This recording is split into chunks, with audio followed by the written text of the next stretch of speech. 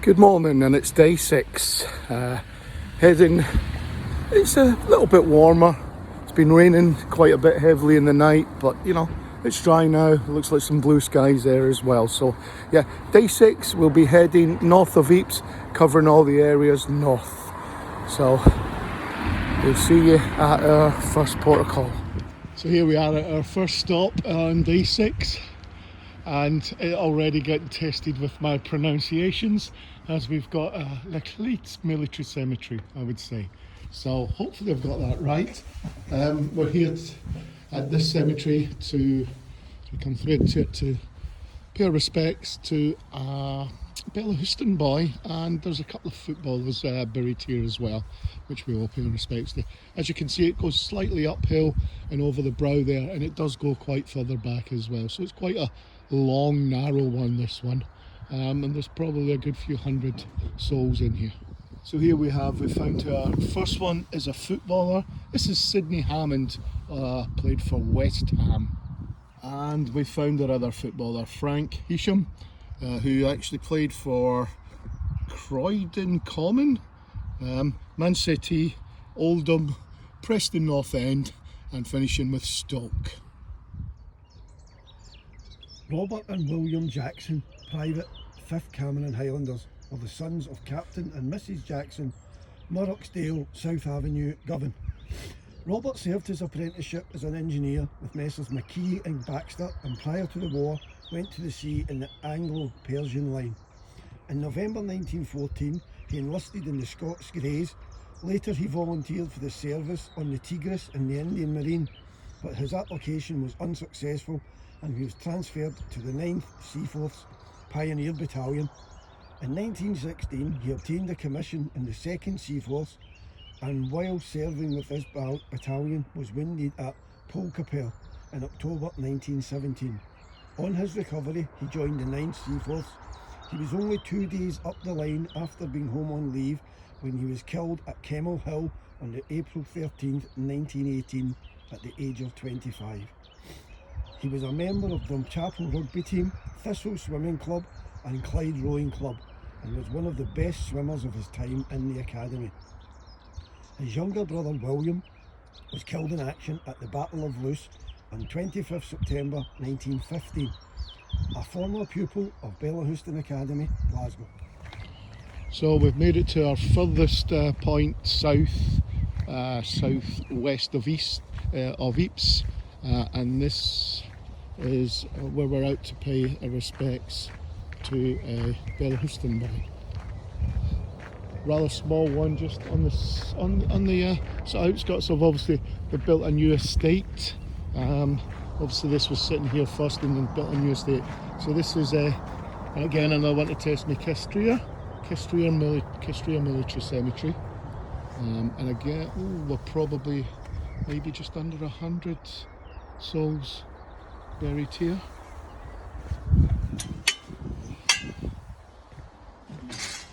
Private Robert Dick Ferguson, King's Own Scottish Borderers, was the son of Mr and Mrs D Ferguson, 4 Porter Street, Ypres.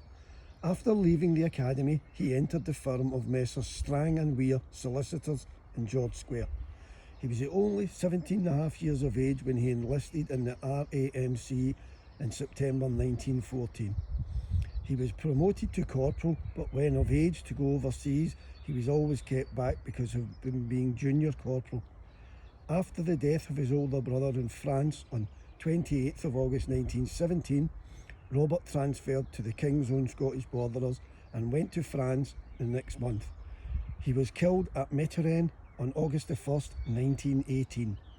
A former pupil of Belarustan Academy, Glasgow.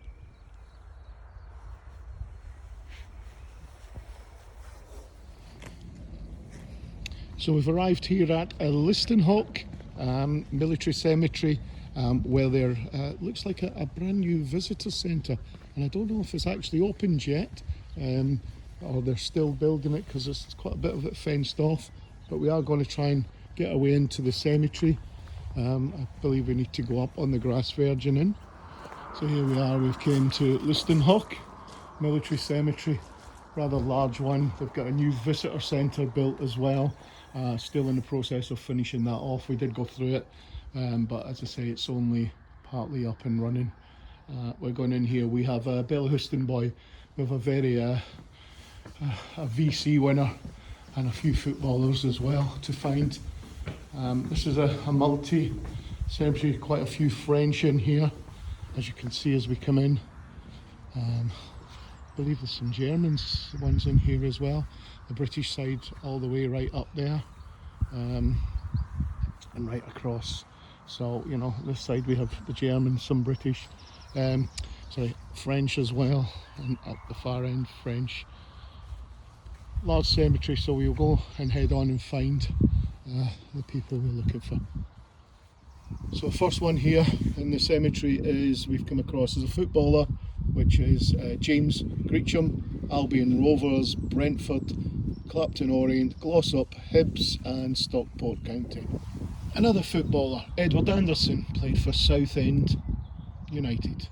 So here we have George Kennedy, who's got a DCM and a military medal, and he played for, amongst other clubs, Brentford, Chelsea and Lincoln City.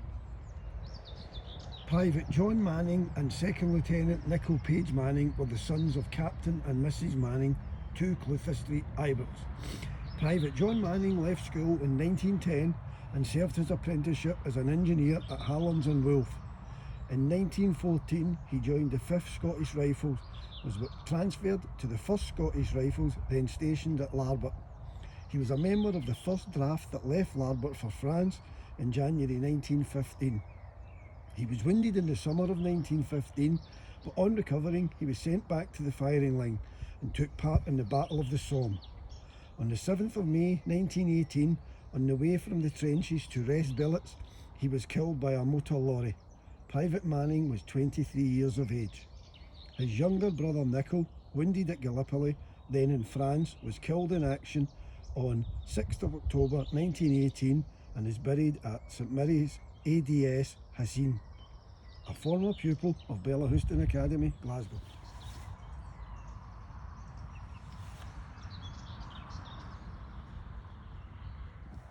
Here we have our VC winner, Major Frederick Tubb, although he won his VC in Gallipoli when he was a lieutenant, and it was a very notable story. There was 3 of them, all won VCs for protecting a barricade and repelling about 3 or 4 different attacks, and he was wounded in the head and arm but continued on, and that all took place in 1915 in August in Turkey.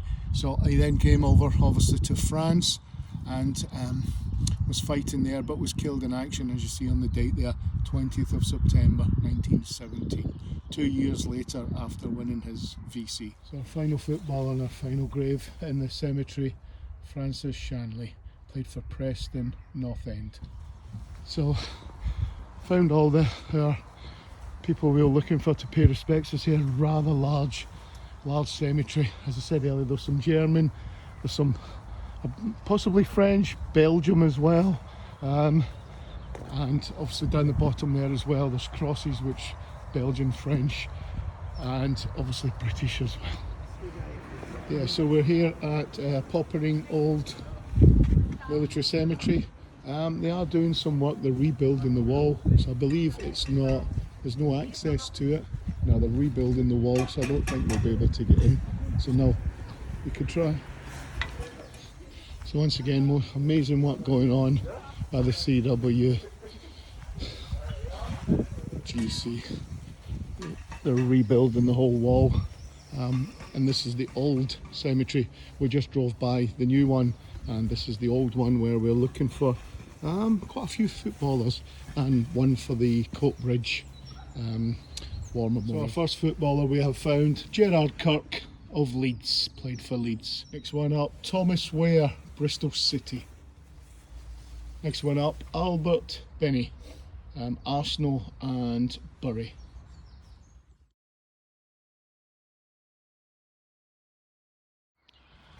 Branderhook New Military Cemetery, where we're going down pathway, small one just behind actually some houses. So obviously little grass, tree lined a bush-lined grass bit that takes you down to a little cemetery behind somebody's house.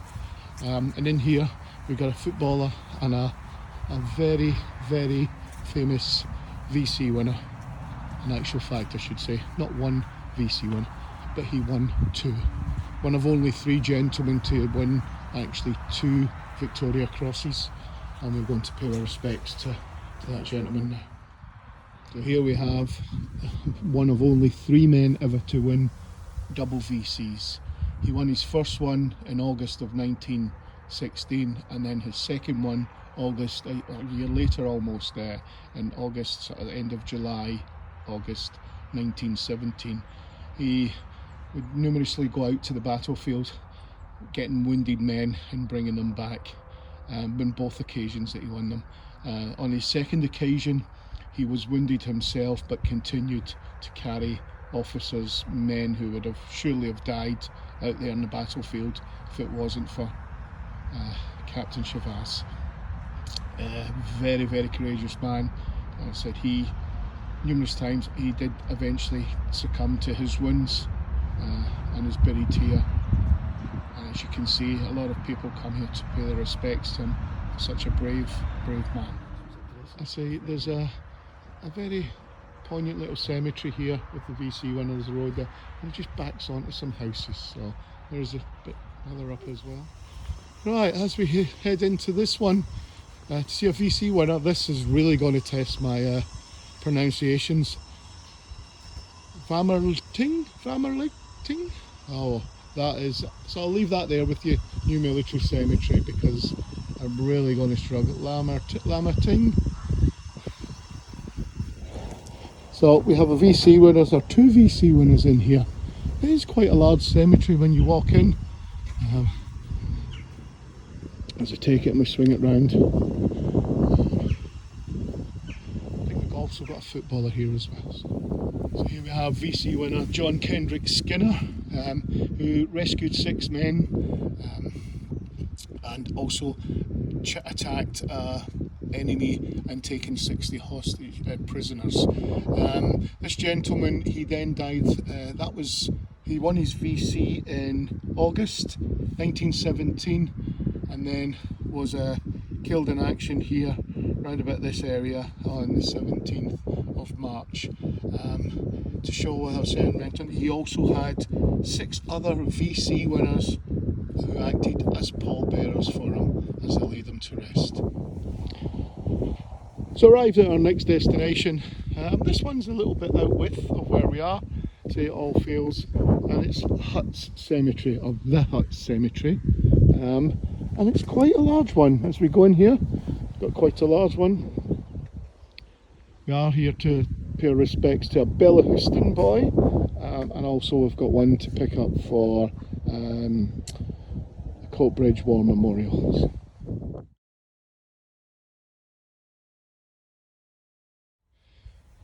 So here we've found a Bellahouston boy, and a quite appropriate Australian Field Artillery, today being Anzac Day. Laid our wreath here that Melbourne City Supporters Club have given us to lay. So we've laid it here against his name, being obviously Australian.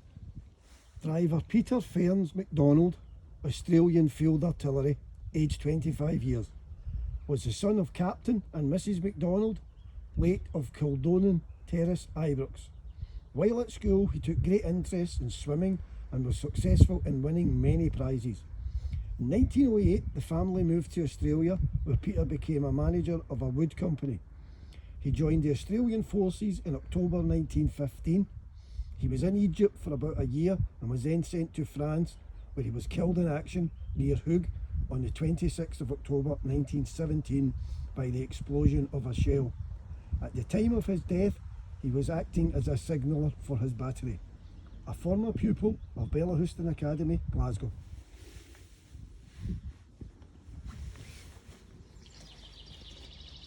So here we are, eventually at Plug Street, the Beck Cemetery extension. Beautiful and stunning with these big lines there. So we tried to come here the last day or two, but they were getting it prepared for Anzac Day, but they actually celebrated that they'd done that yesterday due to the dignitaries and everybody else being elsewhere as we're in Anzac Day today. So we've eventually got here a day or two late due to the preparation, but we will be going round and we'll be going in here to find some Bellahouston boys. There's some VC winners and also some footballers. So yeah, most of them, or actually all of them, are on the panels, which is in this round auditorium type thing. But we'll walk round it, we'll have a little look. Sort of graves all up to the side there.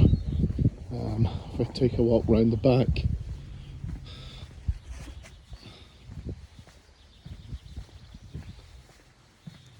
And then there's some graves over the back as well there, as you see.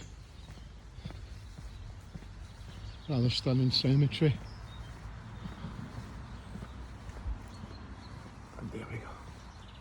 And then we're back round to the front. So we'll take a bit in a second and we'll go and find some of the people we're here to pay our respects to. Private John Cowan Brown, 15th Royal Scots, was the son of Mr. and Mrs. John M. Brown, 146 Copeland Road. He was employed in the laboratory of the City Analyst and simultaneously continued his studies at the Royal Technical College. As soon as he became 18 years of age, he joined the Royal Scots in April 1917 and after training qualified as a Lewis Gunner. Shortly after he attained his 19th birthday, his battalion was drafted to France and was sent immediately to Ypres near Artemites. After a spell of duty, they were going back on rest when they were hurriedly recalled and sent into action. In the critical time which followed, the Royal Scots were sorely cut up, and when the remnant emerged, Private Brown was discovered to be missing 9th of April 1918. Later, he was officially reported to have died of wounds. He was only 9 days in France, a burgess of the city of Glasgow and a member of the Grand Antiquity Society. Private Brown was a youth of exceptional promise, a former pupil of Bellahouston Academy, Glasgow.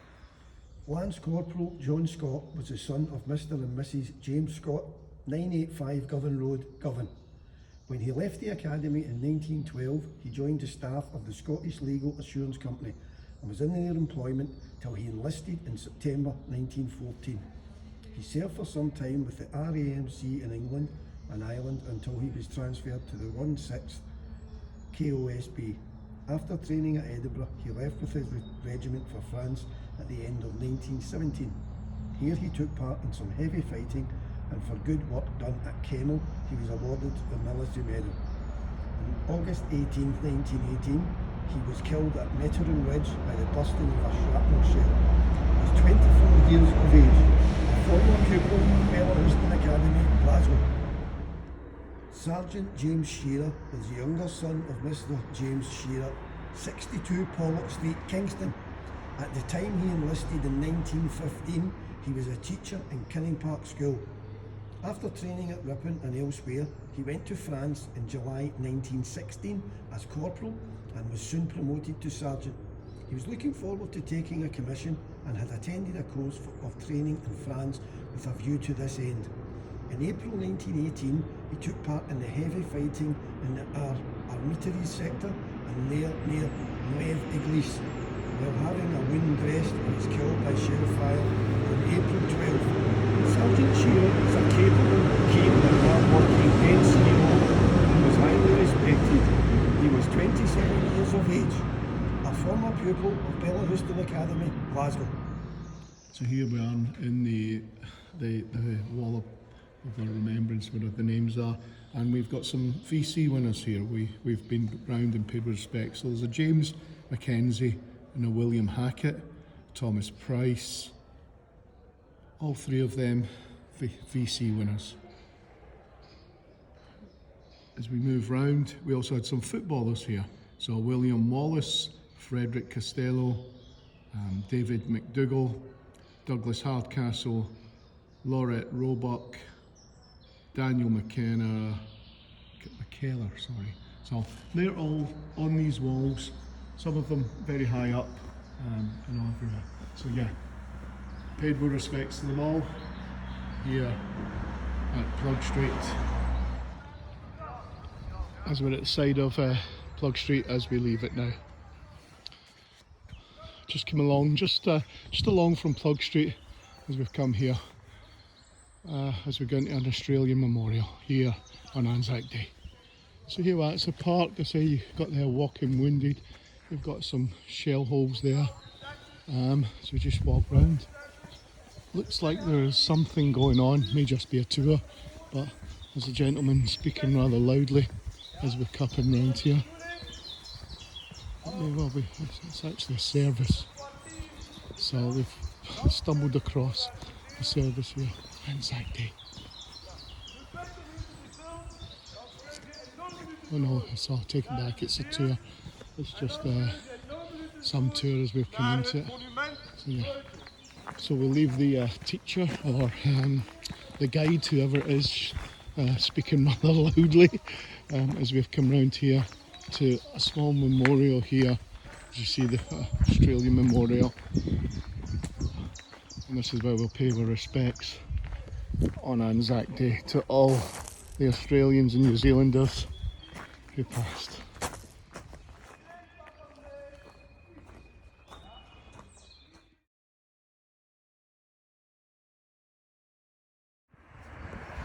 So here we are on the side of the road, just outside of Ypres, where we've got the Menin Road South Cemetery, Military Cemetery, where we're here. Pay our respects to a Bella Houston boy, VC winner as well in these grounds. Quite a decent sized one, this one. I'll just give you a view of it all. Probably 1,000 souls. Could well be at least over 500 anyway. So here we have VC winner Thomas Collier Ferguson, who attacked many trenches with very few men, only having 5 men at the time.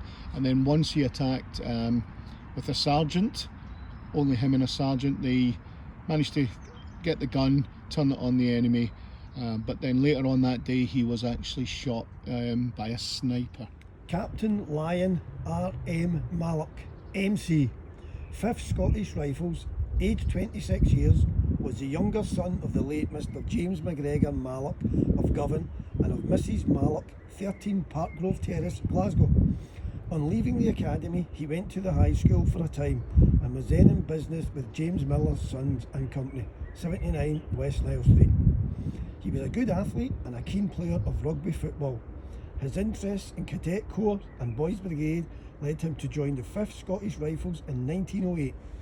When war broke out, he was at once mobilised and went to France on the 5th of November 1914 as a sergeant.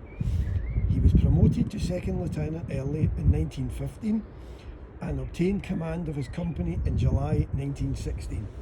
He was mentioned in dispatches on the 9th of April 1917 and was awarded the Military Cross. The Gazette notice says, "For conspicuous gallantry and devotion to duty, he led his company with skill and great determination. It was largely owing to his leading that the battalion reached an advanced point and held on to the ground until relieved." He was killed near Ypres on 18th of November 1917, a former pupil of Bella Houston Academy, Glasgow.